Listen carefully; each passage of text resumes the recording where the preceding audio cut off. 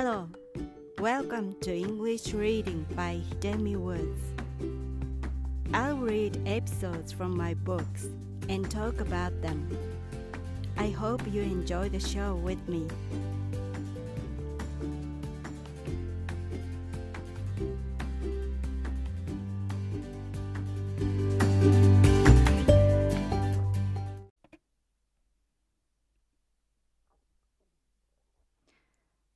Hi, I'm your host, Hidemi Woods.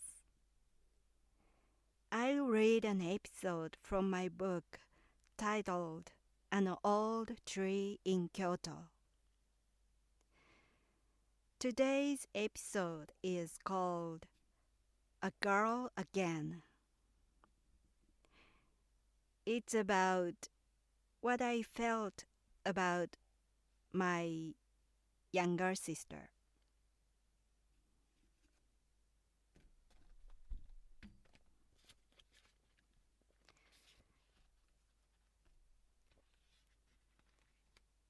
A Girl Again. I had a dream about my sister last night. In each and every dream about her, she takes my parents away from me. She's 4 years younger than I am, and I still remember the time when she was born. Although everybody told me that I must have been very happy to become a big sister, I felt gloomy more and more as my mother's due date was drawing near. I strongly wished my sister would never be born because I knew grown-ups' attention would leave me. And I was right. She was born to be my parents' favorite. My mother especially stood by her all the time, both physically and mentally. I was sent away to my grandparents' room to sleep with them. My mother's arms and lap were always occupied by my sister, and I was constantly driven away to my father. Only consolation for me was my grandfather's attitude. Because Japan was excessively male-dominated, it still is, in my opinion. He was bitterly disappointed that his newly born grandchild was a girl again. He kept complaining about it to his neighbor friends, saying, "It's no good. A girl again. No good." For that matter, he had 6 grandchildren in all, and none of them was a boy. I regard it as a curse. My sister still gets along well with my parents as their favorite, lives with them in my hometown, and they brag about whatever she does while they criticize for whatever I do. To this day, they remain taken away from me by my sister. It can be a good thing for me, though.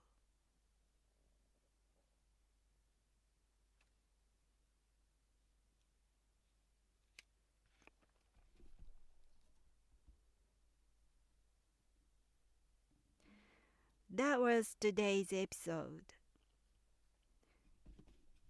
In the last part of the episode, I wrote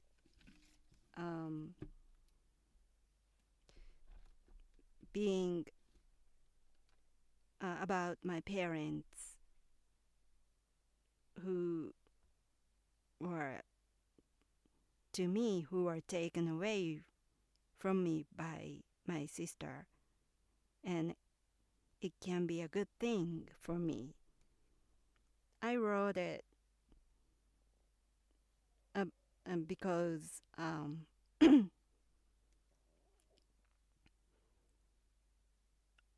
because watching my sister growing up and living her own life,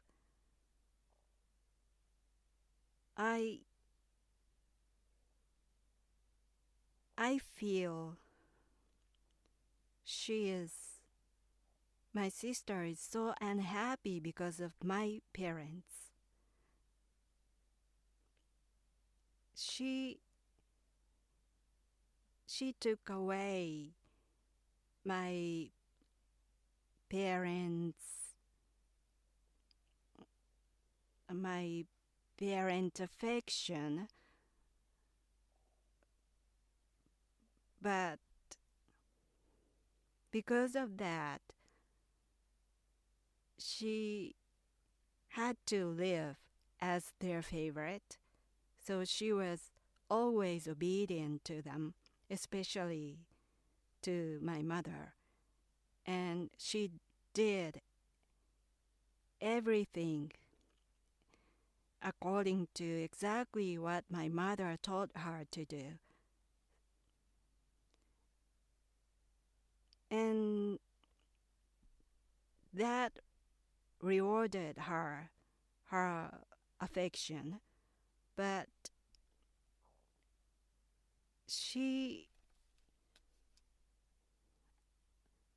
it seemed to me she always struggled between what she was told to do by my mother and what she really wanted to do. Those things were slightly different for her, I think. So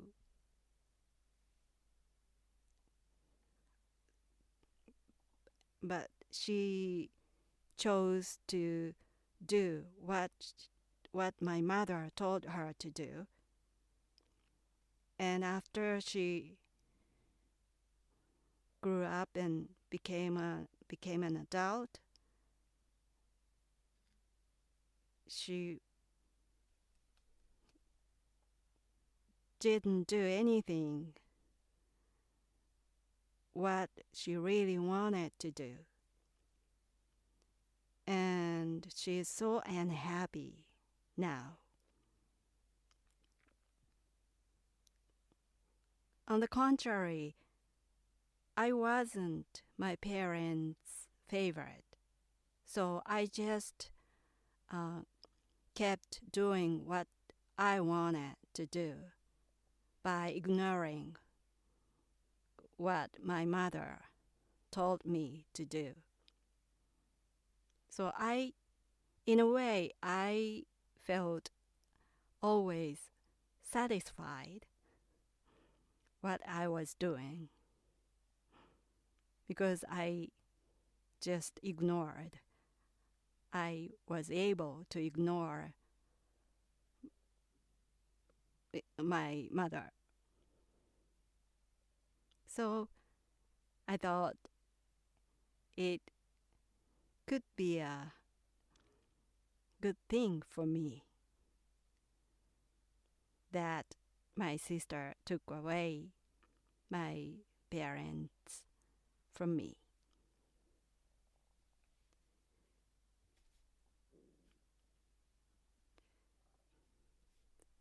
Basically,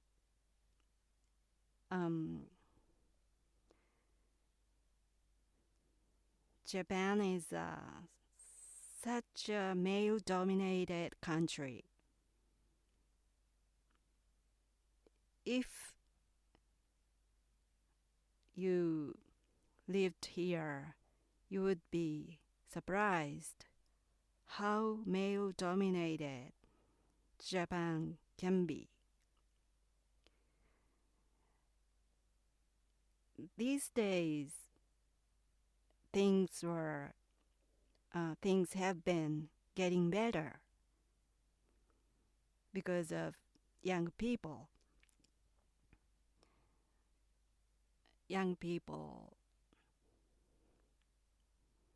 Japanese young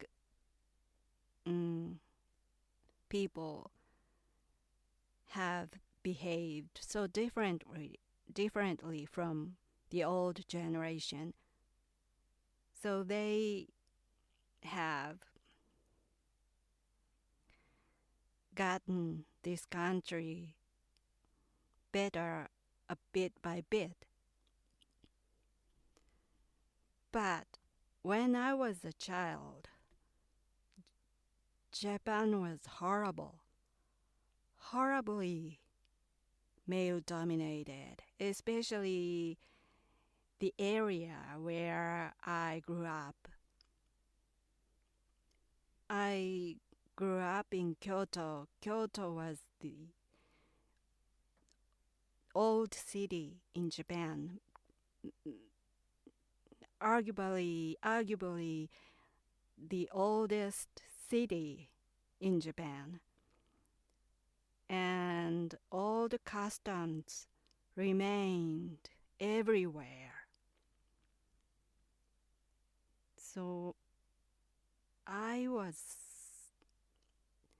so indignant, furious about male dominance as a child every day.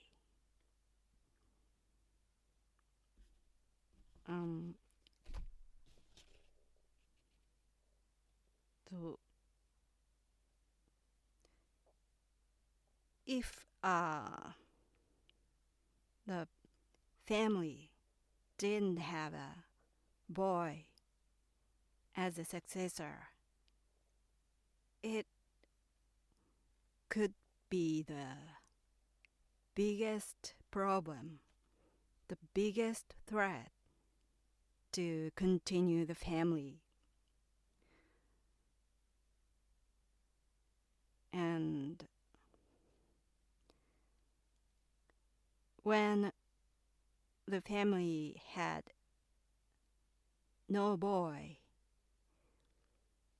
if a family had only girls, the firstborn girl had to marry a man and take him in to the family as an heir.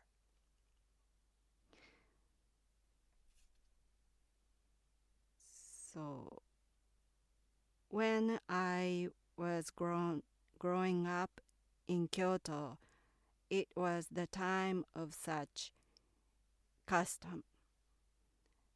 With that kind of custom remained. So after I was born, my family, especially my grandfather, strongly wished the next grandchild would be a boy to sustain the family lineage. But it was a girl again.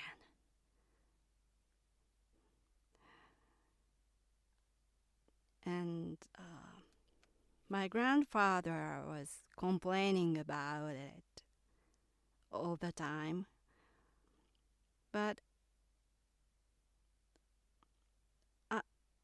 I was angry about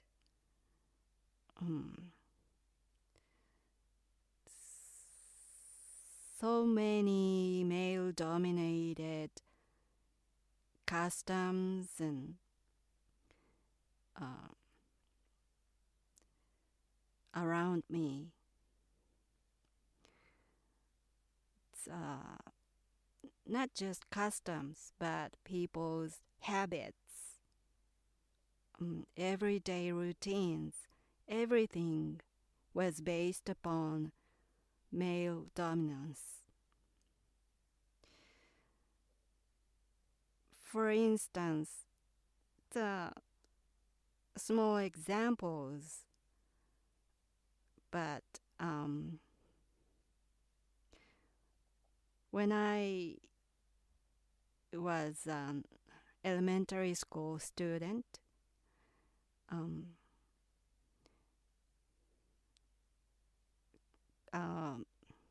class presidents are were selected and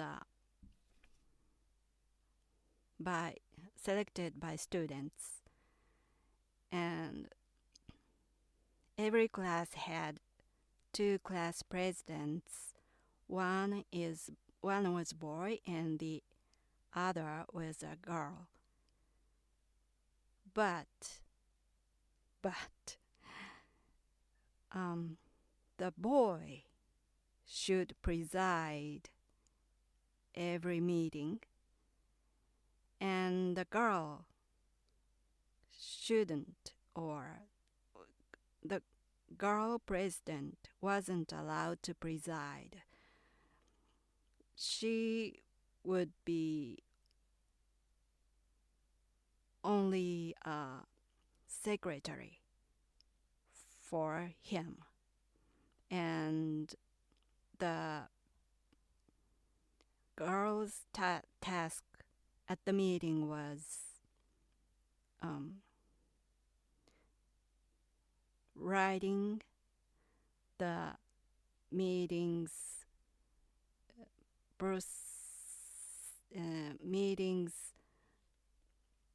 agendas on the blackboard.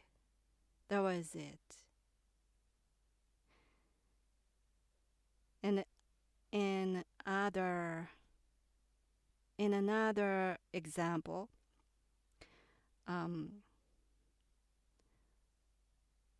when I was graduated from the elementary school, on the graduation ceremony, an honorable student made a speech in front of the whole school. And the honorable student was selected by teachers. And that year, when I was graduated, I was the smartest girl at school, so I should be the honorable student. But unfortunately for them, I was a girl. So they selected the second smartest student, who was a boy, and he became the honorable student at the elementary school, and she made the speech. Not me. But it was so unfair, even to those teachers. It was apparently unfair.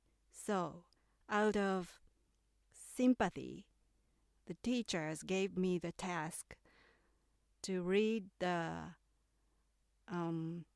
list of the graduation gifts from the graduates' parents' union to the school.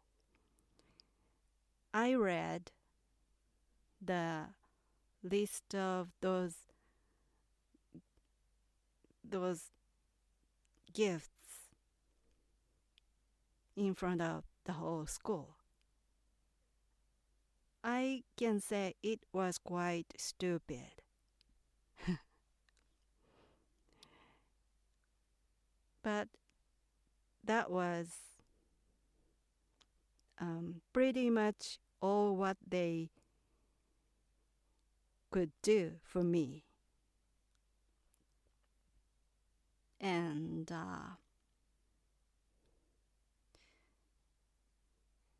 they didn't say out loud, but those teachers implied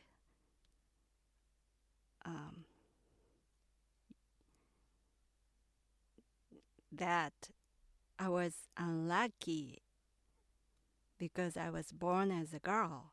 If I were a boy, you would make the speech, but so sad you were a girl, and so read the list at least.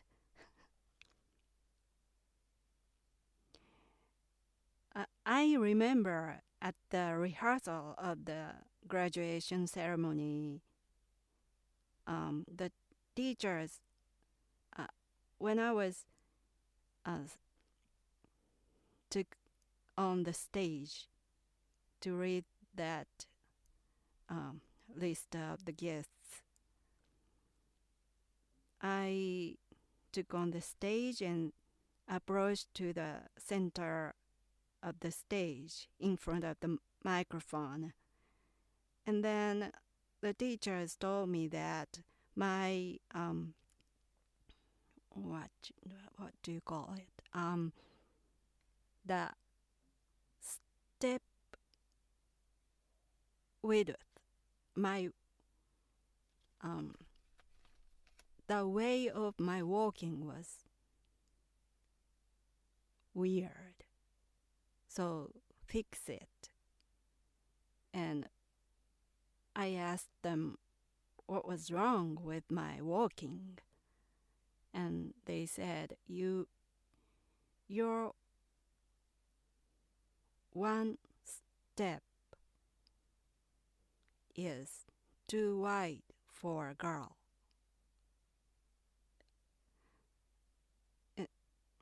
So I was striding like a boy. So you shouldn't, I was told not to stride like a boy. Walk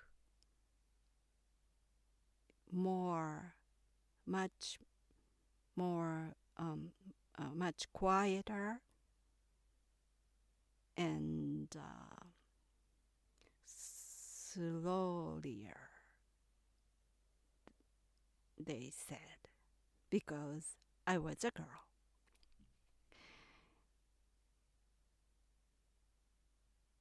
And those were my childhood memories. But even after I grew up,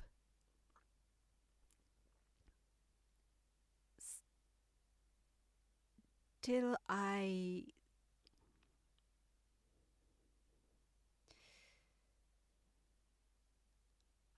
had bad experiences so many times in living in Japan.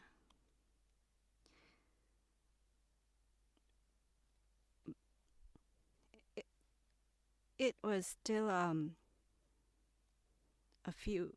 many years back. So now things are different now, I think, but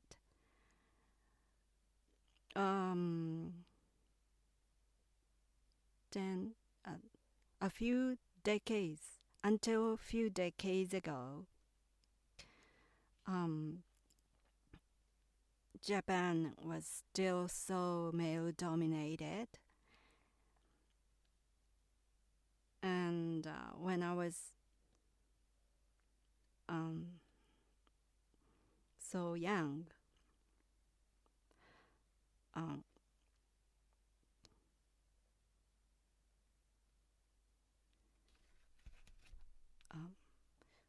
when some parties or ceremonies were held, women had to pour sake or beer to men's cups. It was women's work, women's task to pour drinks to men's cups. Or I once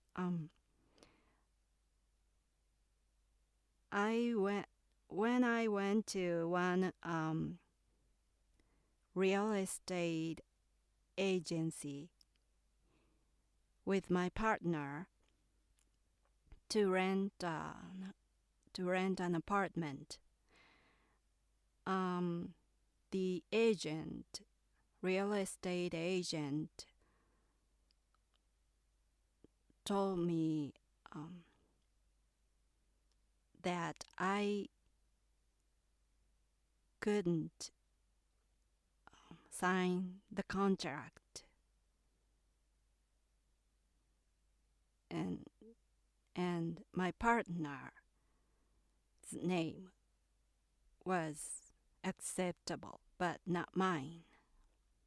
So, although I was the one who were going to pay the rent, I couldn't rent an apartment by my name because I am a woman. So the agent told me to sign the contract by my partner's name, not mine. Otherwise, they said they couldn't allow us to rent the apartment. And of course, I couldn't comply that stupid rule. So I turned down that apartment. I didn't rent it eventually. But that was the standard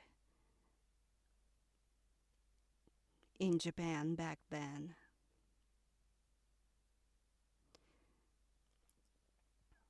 But women around me seemed happy about it. It was the big mystery for me. Back then, they were willing to comply those customs.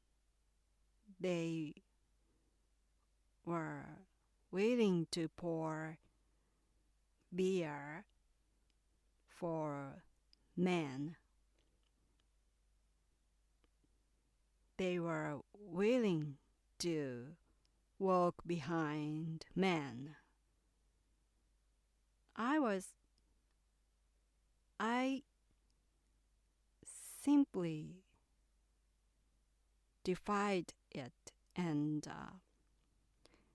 my usual habit was when I passed a man on the narrow street or road,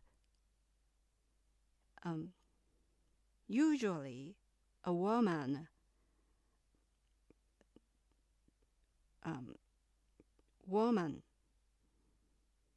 would take a side for a man to go through. A woman would wait for a man to pass on the edge of the street. Or a woman would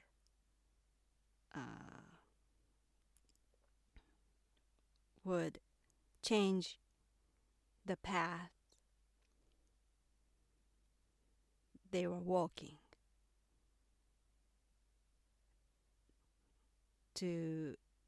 so that a man would walk on straight. But my policy was never change the walking path of mine for a man. So I would walk straight toward the man, not go aside, not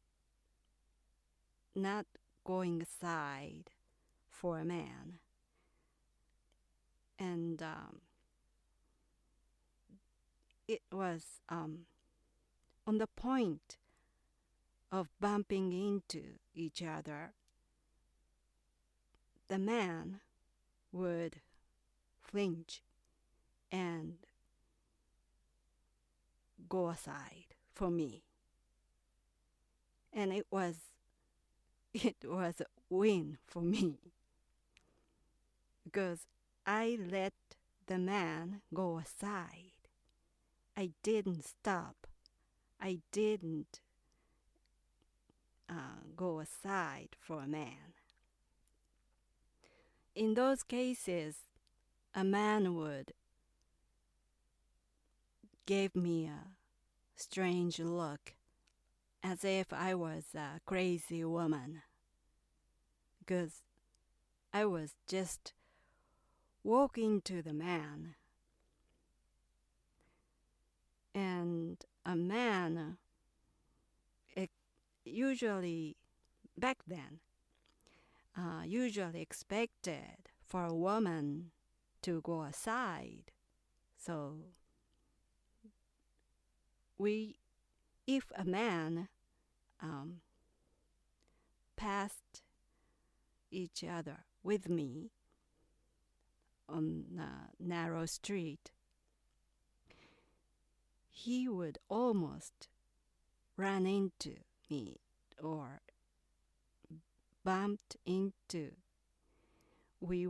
we bumped into each other because I didn't go aside.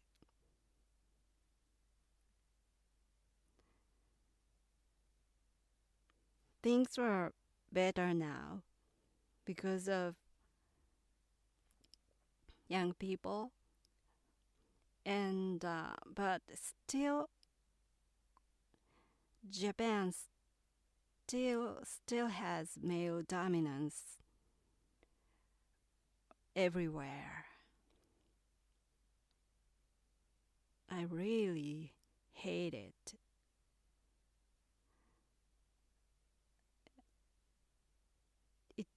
Japan has an emperor, and an emperor has to be male. And that was the basic thing, the basic problem in Japan. And from that, there are numerous, countless problems of male dominance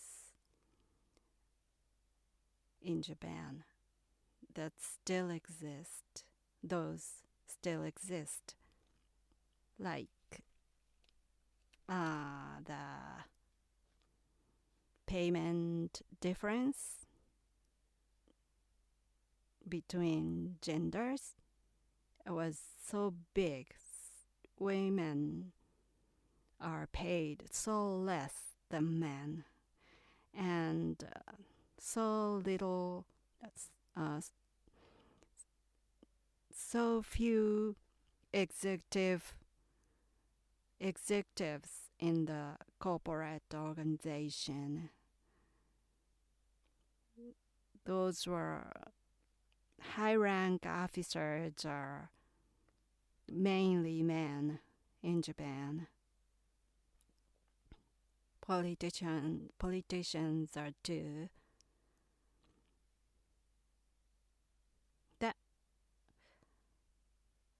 That topic just brought me an interest thing just now.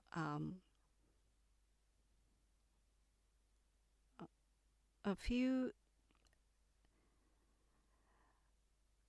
years ago, I saw the interview of the CEO of a big Japanese mobile company, and that CEO is a man, of course, in Japan, and he was asked by an interviewer that why he aimed at being the top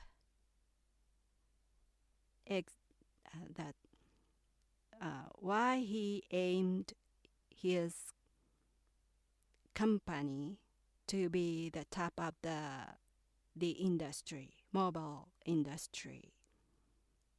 Why he wanted to expand his company globally and tried to make it number one, the top of the world. And that CEO answered that question. His answer was, that was because I am a man. I am male. Because I am male, I want to be on the top. His reason was his gender. So, since I heard that interview, happened to hear that interview, I have been determined not to sign up that company. I have never signed up that mobile company, even though it rolled out so attractive promotions or discounts. Anything was everything was not everything hasn't appealed to me, only because I remember that CEO's answer. And I can tell you, I will never sign up that mobile company because that CEO remains as a CEO, and his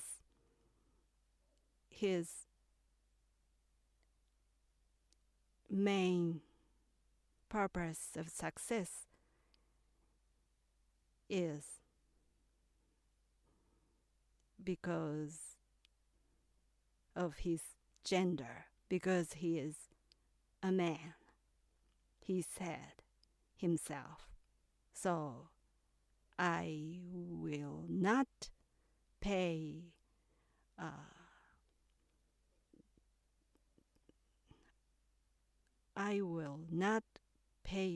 dime for that company. such a company.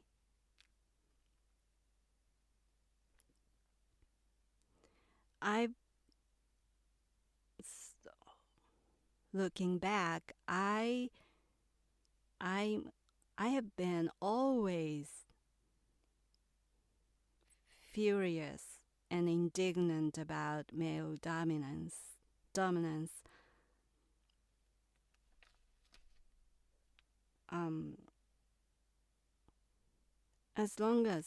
As far as I can remember, I've been always complaining about it, about Japanese male dominance. But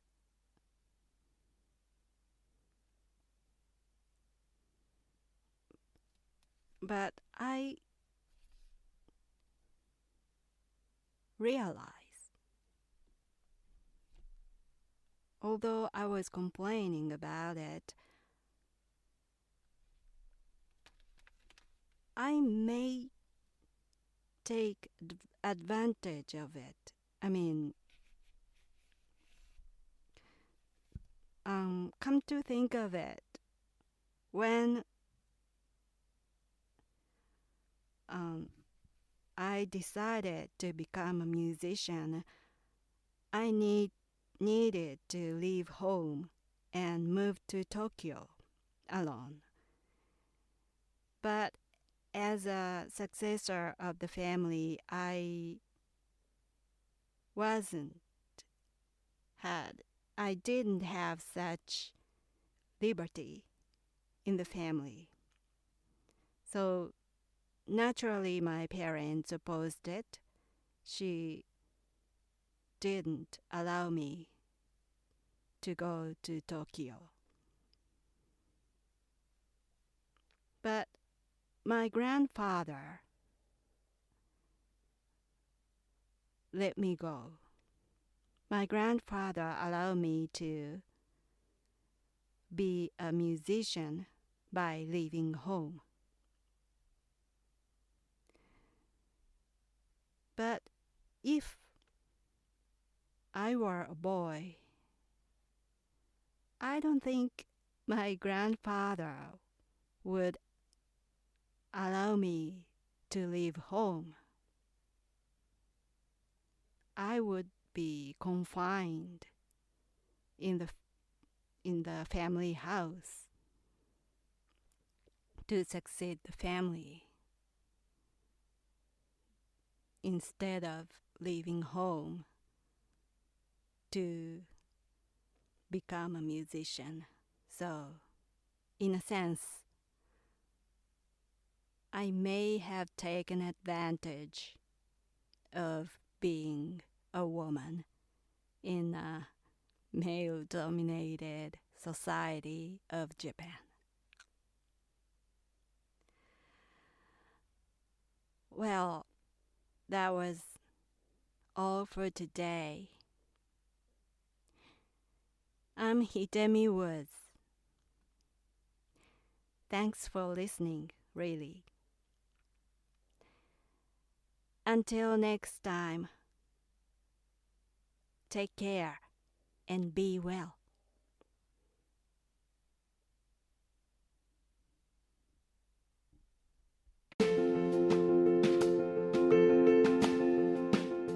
Audiobook, The Family in Kyoto, One Japanese Girl Got Freedom by Hidemi Woods on sale at online stores or apps. Apple Books, Google Play, Audible, 43 available distributors in total.